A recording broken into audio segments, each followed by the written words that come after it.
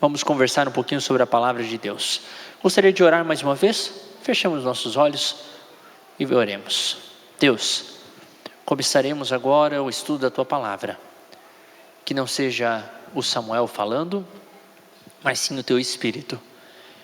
Que ele impacte o nosso coração, em nome de Jesus. Amém. No fundo do poço, esse é o título da mensagem. Não sei qual foi o buraco que você entrou na sua vida mais fundo. Mas para mim, o pior momento da minha vida, eu acho que foi há uns dias atrás. E repetiu já uma segunda vez. O dia que eu fiquei preso dentro do elevador. O dia que eu fiquei preso dentro do elevador foi um momento, assim, diferente da minha vida. Porque poderia ter sido só eu dentro do elevador, poderia ter sido só eu e a Gabi dentro do elevador, mas não. Nós estávamos em 7 dentro do elevador, e aí começa o problema. Porque o elevador só era para 4 pessoas. Nas minhas contas, a gente só passou 70 quilos. Mas para mim 70 quilos é uma margem boa. Deveria ter uns 100 aí de quilo. A gente entrou em 7 dentro do elevador do meu prédio. E nisso vou dedurar todo mundo. Estava eu, estava Danilo, estava Leila, estava Gabi, estava Priscila, estava Débora e estava o pastor Roberto, que teve esses dias, ele fez uma semana de oração aqui para a gurizada e pregou aqui no sábado do Quebrando Silêncio. A gente entrou no elevador e o elevador, em vez de subir, eu até pensei que ele parou, ele desceu. E foi maravilhoso ficar ali em torno de 30, 40 minutos esperando o cara vir. Fora a bronca que a gente levou, né? Porque o elevador para 4 entrou 7, ele contou 6. Então um de nós ele não contou. Mas fora a bronca que a gente levou, foi um momento bem desagradável, vamos dizer assim, ficar ali dentro. Foi, em vez de subir, nós descemos. A segunda vez que eu falei que foi parecida, foi esses dias. Um urubu pisou na rede elétrica. E bem na hora que ele pisou na rede elétrica, eu tinha acabado de entrar no elevador. E o urubu morreu. E eu desci. Então, fiquei ali preso. A sorte era que quando eu desci, tinha uma família acabado de chegar no prédio, acabou a luz do prédio. E quem está aí? Daí eu falei, é o Samuel. Eu identifiquei a voz, é uma família aqui do colégio. Deles, pastor, de novo você ficou preso? Eu falei, foi, porque foi a mesma família que socorreu a gente na primeira vez. Eu falei, ainda bem que vocês estavam aqui, né? Porque sinal ali, não tem sinal dentro do elevador e é horrível ficar dentro daquele lugar. É escuro assim. Eu tenho até um vídeo, gravei um vídeo como é dentro do elevador no escuro. Não recomendo para ninguém, tá? Não recomendo para ninguém. Mas eu tive essa experiência de ficar no fundo de algo. E no caso era do poço do elevador, junto com o elevador. Mas o ser humano... Está funcionando? Aí. O ser humano ele é um ser que gosta de descobrir. E nós vivemos pela descoberta. O lugar mais fundo que o ser humano já foi por esse senhor aqui. Ele é milionário, bilionário, trilionário. Vitor Vescovo.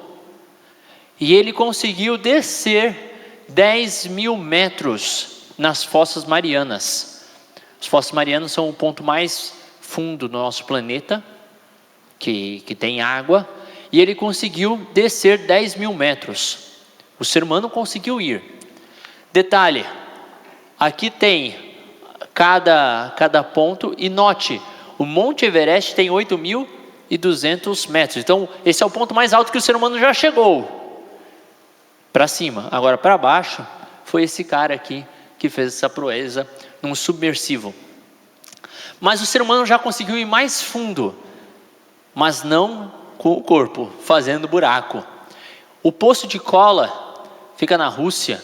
E na época da União Soviética eles estavam fazendo as descobertas e tal, querendo descobrir até onde ia, quando chegava na parte mais quente. E eles conseguiram cavar um poço de 12.262 metros. O poço mais fundo que existe. Detalhe, eles não conseguiram passar disso, porque da temperatura da terra, que é de 100 graus ali, da onde eles estavam, de 100 graus Celsius, pula para 300.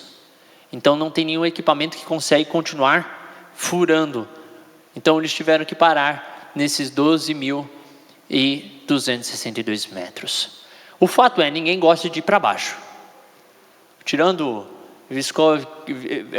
o Victor, que quis fazer uma proeza, nós geralmente vemos o ser humano indo para cima. Nós queremos, falar até que está descendo, a depressão, tudo. Geralmente é uma coisa negativa, está descendo é coisa negativa. Nós não gostamos de ir para baixo. E tem algumas histórias na Bíblia que falam sobre descer. Por exemplo, a do jovem, do filho pródigo, que foi para o fundo do poço. Outro personagem, Balaão. Balaão, ele vai até o fundo do poço também. E ele vai tentando, vai tentando o Senhor. Outro personagem, Jonas. Esse também, ele foi bem lá no fundo. Mas nenhum desses personagens eu vou tratar hoje. Eu vou tratar deste homem chamado Nabucodonosor. O Nabuco, de acordo com Minha Vida, uma Viagem. Nabucodonosor. Você pode abrir sua Bíblia em Daniel capítulo 4. Enquanto você abre, vale a pena refletir um pouquinho sobre a vida de Nabucodonosor até o capítulo 4. No capítulo 1, Nabucodonosor ele tem uma chance, ele começa a conhecer o Deus de Israel. E ele começa a conhecendo os 4 amigos. Daniel, Azarias, Misael e Ananias. São os 4 amigos que vão e dão um testemunho positivo de que o Deus de Israel tem algumas regras diferentes. E essas regras diferentes fazem com que eles sejam 10 vezes mais sábios, mais inteligentes, mais astutos. E ele tem a prova disso, porque ele faz o teste e ele não encontra ninguém. Ninguém como eles. Isso você encontra em Daniel capítulo 1, 19 a 20. O segundo fato é no capítulo 2.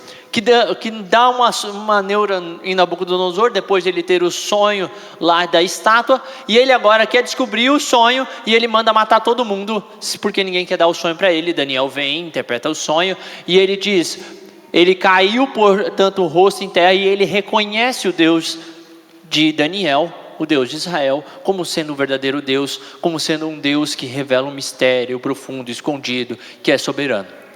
Porém, no capítulo 3, parece que ele esquece. Porque a visão que ele tem no capítulo 2, agora ele pega no capítulo 3 e ele transforma toda a estátua, que era em vários metais, em um único metal, que é ouro, dizendo assim, o meu reino vai ser eterno. Ou seja, ele meio que desafia a pessoa de Deus. E daí tem a experiência lá com os 3 amigos de Daniel. Fato curioso que Daniel não está nessa história. Provavelmente porque já estava tudo planejado pelo rei, ele sabia que ele ia fazer o que ele ia fazer, e ele sabia que Daniel não ia se curvar. Então provavelmente Nabucodonosor tirou Daniel, e você vê que há um respeito pela figura de Daniel, e esse respeito vai crescendo por causa do capítulo 1. Já que no capítulo 1 ele é colocado como chefe dos sábios. Então Nabucodonosor tem um respeito pela figura de Daniel e pela pessoa de Daniel. Mas mesmo assim é um respeito, mas não é ainda um reconhecimento do Deus de Daniel, o Deus bíblico. E no capítulo 3 nós temos essa situação, e agora é vez dos 3 amigos de Daniel servirem de testemunho, e aí vocês podem ler a resposta de Nabucodonosor após os 3 amigos saírem da fornalha. Ele diz assim, louvado seja Deus de Sadraque, Mesaque e Abednego, que enviou o seu anjo e livrou os seus servos. Eles confiaram nele, desafiaram a ordem do rei, preferindo abrir mão de suas vidas a que prestar culto e adorar outro Deus, que não fosse seu próprio Deus. Então ele reconhece que o Deus de Sadraque, Mesaque e Abednego é um Deus superior, um Deus que protege, um Deus, e então ele louva ali a pessoa de Deus. Fato é que Nabucodonosor tem esses altos e baixos. Às vezes ele esquece quem ele é e por que ele está ali. E a história de Nabucodonosor, no capítulo 4, é justamente o momento que ele está em baixa. Um momento em que ele dá um surto, e começa ali no capítulo 4. Nós temos alguns pontos da Bíblia que não foram escritos por personagens cristãos, vamos dizer assim, ou pessoas tementes a Deus. Uma delas é no livro de Provérbios, o rei Lemuel. Ele não é um personagem do povo de Israel, vamos melhor colocando assim, não é do povo de Israel. Outro é o capítulo 4 de Daniel, capítulo 4 no livro de Daniel. Quem escreve é o próprio rei Nabucodonosor. E você pode começar lendo ali comigo, o rei Nabucodonosor, a todos os povos, nações e homens da terra, de todas as línguas que habitam em toda a terra. Paz vos seja multiplicada. Pareceu-me bem fazer conhecido os sinais e maravilhas que Deus, o Altíssimo, tem feito para comigo. Quão grandes são os seus sinais e quão poderosos são suas maravilhas. O seu reino é reino sempiterno, e o seu domínio é de geração a geração. Verso 4. Eu, Nabucodonosor, estava tranquilo em minha casa e feliz no meu palácio. Tive um sonho que me espantou, e quando estava no meu leito, os pensamentos e visões da minha cabeça me turbaram. Por isso, expedi um decreto pelo qual fosse introduzido na minha presença todos os sábios da Babilônia, para que me fizesse saber a interpretação do sonho. Então entraram os magos, os encantadores, os caldeus, os feiticeiros, e lhe contei o sonho. Mas não me fizeram saber a sua interpretação. Aqui parece muito familiar o capítulo 2. Mesma cena. Nabucodonosor tem um sonho, manda chamar todo mundo. Só que nessa história ele parece estar um pouco mais tranquilo do que no capítulo 2. E isso porque ele sabe que é alguma coisa referente ao futuro dele, mas ele não está entendendo. Então ele precisa de ajuda. E ele está menos intenso, ele não quer matar todo mundo. Ele só manda chamar, mas ninguém consegue trazer a resposta. Por fim, se me apresentou Daniel. Daniel foi o último. Cujo nome é Belsazar, segundo o nome do meu Deus, e no qual há espírito dos deuses santos. E eu lhe contei o sonho, dizendo. E aí vem o sonho que ele conta. Ele diz que ele viu uma árvore frondosa, uma árvore que chegava até os céus e que era possível você ver de todos os cantos do mundo. Nessa árvore, os animais paravam para descansar. E essa é uma linguagem familiar no livro de Ezequiel, capítulo 31, verso 3 a 14, vai usar esse mesmo exemplo. Quer dizer que essa árvore é um lugar de paz, um lugar de tranquilidade. E tem a ver com reinos, poderes. Então, é uma árvore que representa poderes, representa um reino que vai trazer paz e tranquilidade. E Nabucodonosor vê essa árvore, até que o momento vem um santo, vai dizer ali o texto, vem um ser celestial com um machado, e é dito para esse ser celestial para cortar, para podar essa árvore. E isso que vai impressionar o rei, porque essa ordem de podar, de destruir, de cortar, mas não tirar a raiz, lhe surpreende. Até o momento que no verso 16 e o verso 17, vai dizer o que deveria acontecer no final com essa árvore.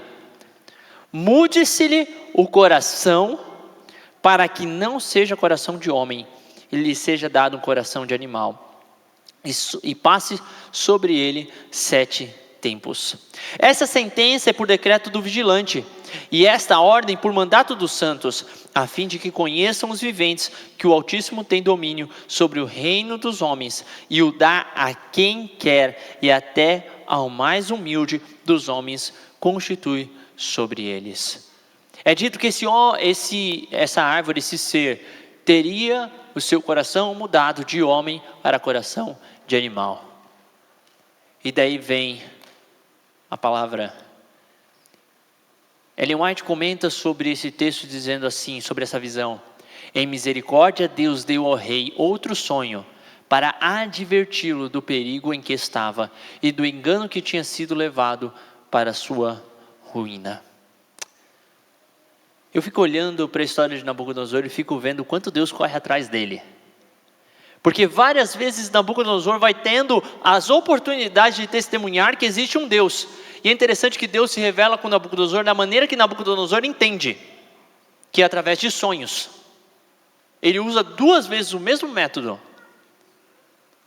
Deus, ele se revela de formas diferentes. A revelação principal é através da Bíblia. Mas Deus, ele se revela de formas diferentes. E Deus estava querendo trabalhar no coração de Nabucodonosor. Deus tinha utilizado Nabucodonosor para trazer justiça aos outros reinos.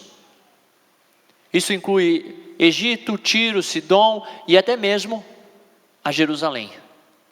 Ele queria trazer um juízo, ele utilizou. Só que Nabucodonosor começou a crescer em seu coração a grandeza e começou a falar assim: eu sou maior, eu sou melhor. E é essa advertência que Deus queria trazer: cuidado com o que você alimenta em seu coração. Daniel 4:20, vem daí a explicação. Daniel vai explicar para o rei o que é tudo isso. Diz assim, 4:20 a 22, a árvore que viste, que cresceu e se tornou forte, cuja altura chegou até o céu e que foi vista por toda a terra, cuja folhagem era formosa e o seu fruto abundante, e em que para todos havia sustento, debaixo da qual os animais do campo achavam sombra, e cuja os ramos as aves do céu faziam morada, és tu, ó rei, que cresceste e viste a ser forte, a tua grandeza cresceu a chegar até o céu, e o teu domínio até a extremidade da terra. O reino de Babilônia se tornou grande, porque no meio das batalhas, entre as excursões que o rei fazia, quando ele voltava, ele resolvia investir em Babilônia. Ele criou o jardim suspenso, ele tinha uma rua de ouro.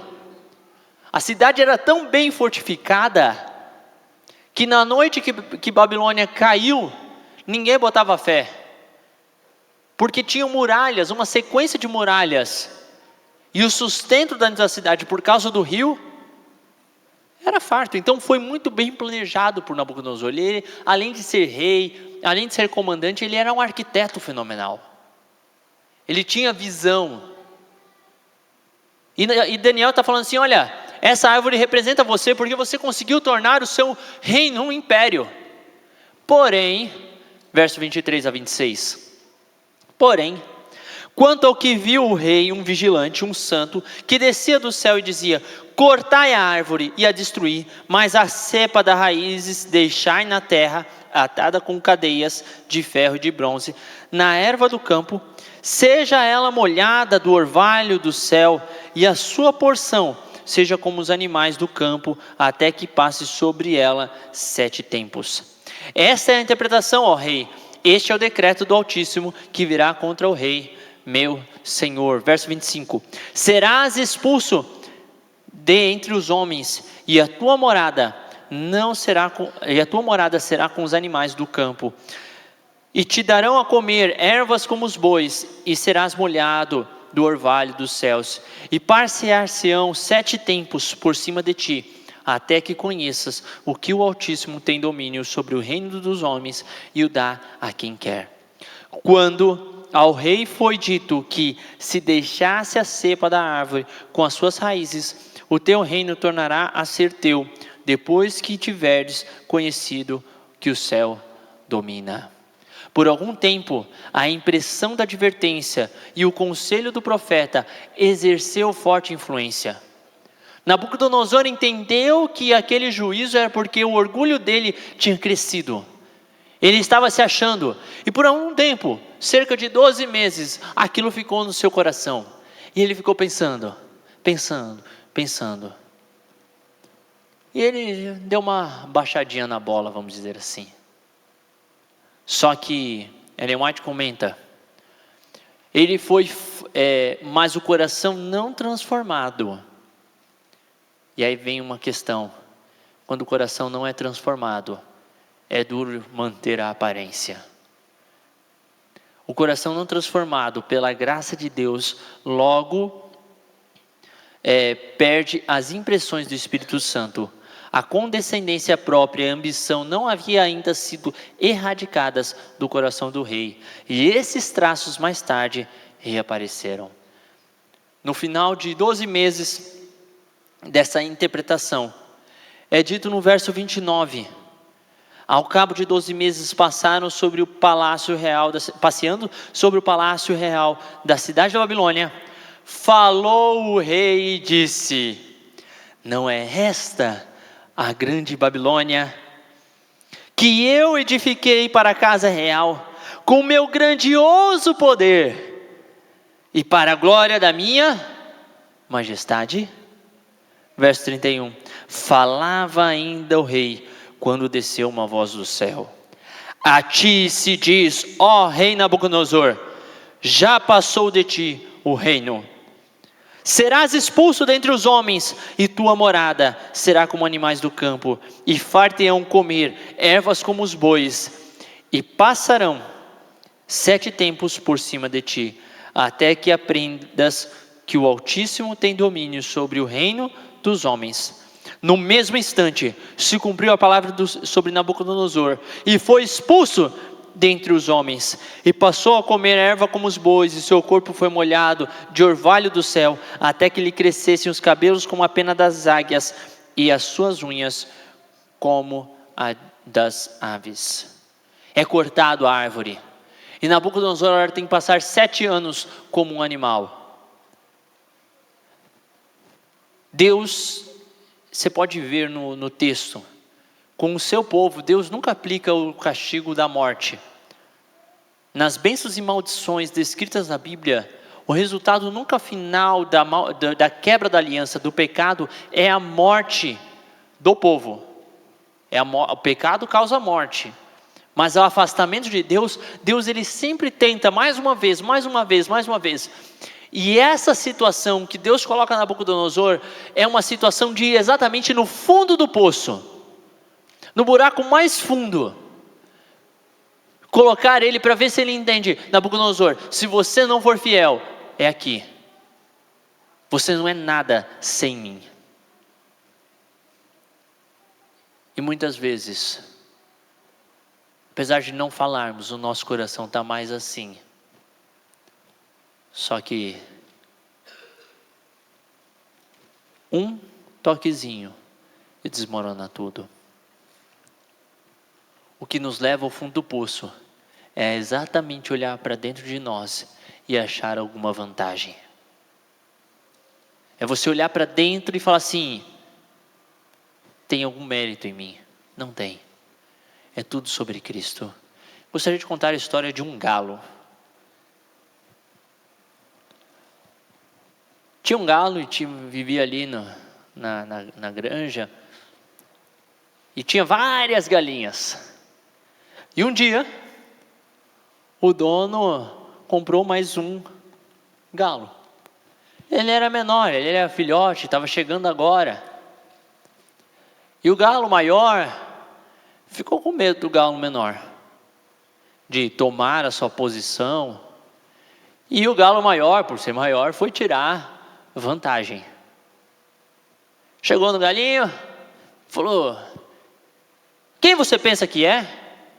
Chega aqui, já quer pegar as galinhas, já quer aqui, ó, pensar que é o rei do pedaço. Não, eu sou o galo principal desse galinheiro. O galinho tenta ali se esquivar, era novinho ainda. Não, o que me colocou aqui foi o dono do galinheiro. Eu só estou aqui porque me colocaram aqui. Eu não tenho escolha. Eu não posso. Não, você tem que ir embora, disse o galo. Você tem que ir embora daqui. E aí vai o discurso, e o galinho fala assim: não, eu estou aqui. Eu fui colocado porque... Não, você está atrapalhando. E isso todo galinheiro já estava olhando.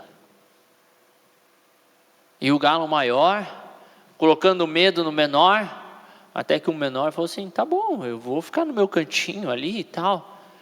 E o galo maior agora começa a ficar feliz porque conseguiu pisar no galinho. Conseguiu deixar ele de canto, abaixar a bola dele. E para mostrar que ele era maior, ele começou a cantar. E ele começou a cantar, e começou a cantar bem forte, para mostrar que ele era o galo do galinheiro. Nisso, lá em cima no céu, estava passando um gavião. E ele estava voando, até que ele começou a ouvir o galo. Ouvindo o galo, o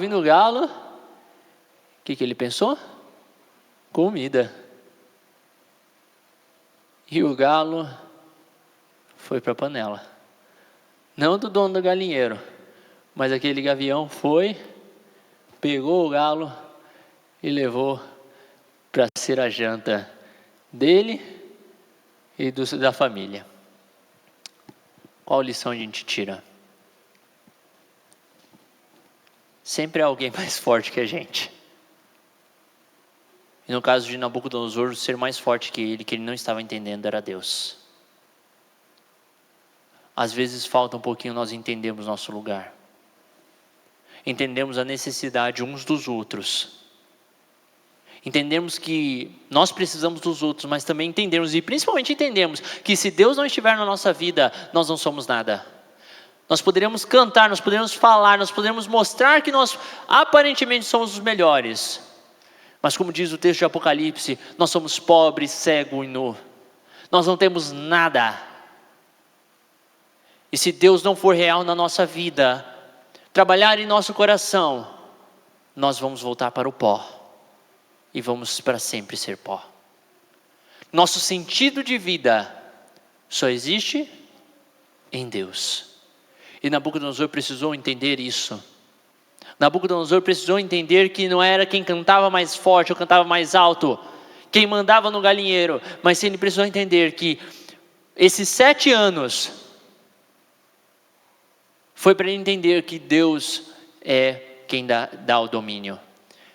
No finalzinho ali, penúltimo parágrafo, Ellen White escreve: durante 7 anos, Nabucodonosor foi um espanto para todos. Imagina você, uma situação onde o presidente da república agora tem que viver como um animal. Aí era assim, o imperador da nação tinha que viver como animal.